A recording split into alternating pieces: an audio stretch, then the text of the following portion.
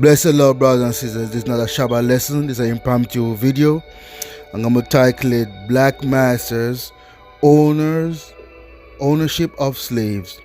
Right? Black Masters, Owners of Slaves. And this book is by Michael O. Magbagbilio. That's Michael O. Magbagbilio, brothers and sisters. And his book titled Black Masters, The Ownership of Slaves.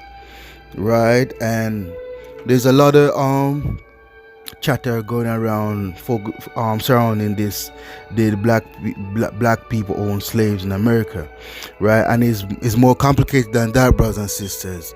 You know, people like to run with the initial research instead of digging further and deeper to find out why of such a case or instance or situation created for that to happen. Brothers and sisters, you have to also be careful of the shocking or researchers out there who like to stick on one point instead of going deeper to give the whole history that they claim they're researching context.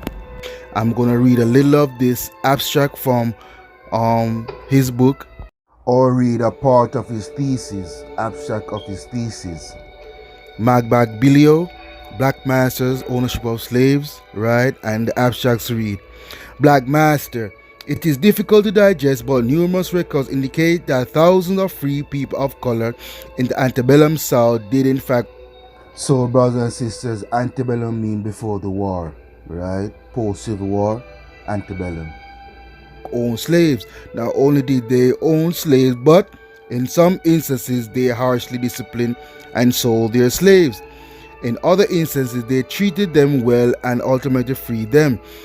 How and why they acted as they did was bound with the reasons why they became black masters in the first place. Scholars initially focused on two main interpretations for decades until recent scholarship revealed a more complex antebellum Southern society.